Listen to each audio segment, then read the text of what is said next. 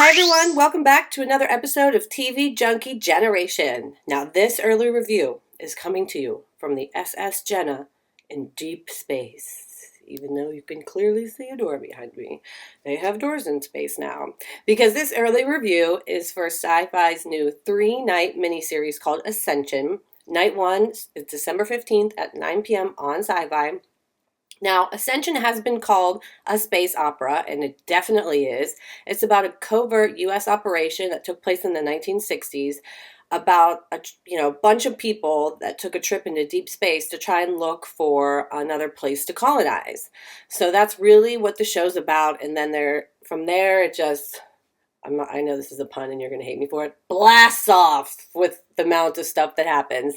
It also stars a fan favorite, Trisha Helfer, who was in Battlestar, and we all know that, like, we all fan out and geek out over her. She's in Ascension, so that is major. Okay, so let's get into the pros and cons. Pros first. Yay. Positive. All right, so SyFy really wants to get another big hit like Battlestar, and they really wanted to, be popular. So this Ascension could be made into a series if people like it. But so because they want to possibly make this their big hit, they put a lot of money into the budget. The production value on this was probably so expensive. They built a real ship. All the props are amazing. You can really tell that it looks expensive and looks nice and it looks good. And it's set in the 1960s. It was the 1960s when everyone entered the ship. So everything in the ship is from the 60s, even though time has moved forward. Essentially, it's like a giant floating time capsule because they have no idea the advancements that are going on in the world. So it's kind of cool to see all the stuff from the 1960s in the ship. I mean, every detail they got to. They didn't miss anything. So that's a major pro for me. My second pro is it's way more than just a space mission. If you're thinking, oh, I hate anything involving space, trust me, you're going to love this. It's very character driven, which when it comes to TV is better. So because of that, the story and plot moves along because of the relationships of the characters. And that makes it feel more organic and real. And there's a lot of character driven storylines in there. And it really feels nice and it feels real and you're pulled in.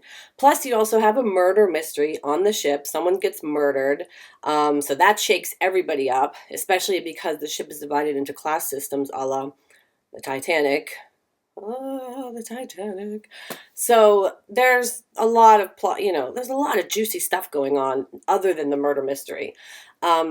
So my third pro is that it has a little bit of everything. You have romantic relationships, obviously, on the ship, which equals sex. Ship sex. Spaceship sex.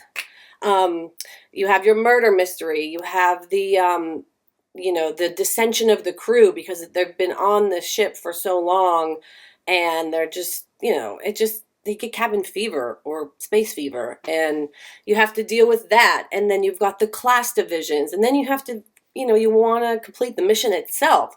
So there's a lot of things that, a lot of themes in this story. So if you're not really into, one plot line, you're going to be into another one. I promise you that. Okay, so those are my pros. The cons are at times the dialogue, especially in the first night on December 15th, between the characters can seem a bit clunky and hard and unnecessary. And also some of the acting seems a little bit clunky and unnecessary, but so it can be distracting. That's my first con. My second con is that there is a large cast. So at times, again, especially in night 1, it can kind of get confusing. Like, who's that again? What's their relationship again? Because there are a lot of people and a lot of things going on. I think SyFy assumed it was okay to make these many characters and stories because there's 3 nights, and over 3 nights they assume that you would just become familiar with them, and they were right. But the first night, it can be a little confusing on who's who, but you pick up, on the second night and everything's good.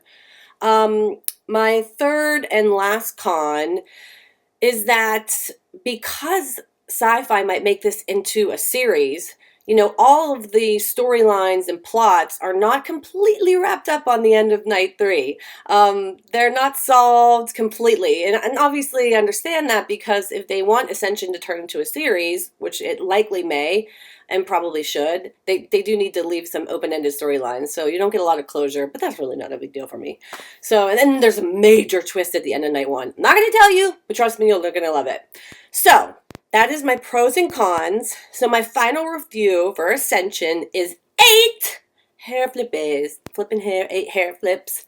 So tune in to Ascension. Night 1 premieres December 15th at 9 p.m. It's 3 nights, and it's on SyFy, and I'll meet you in space. Aye, aye, Captain. Ship Captain. Jenna, out!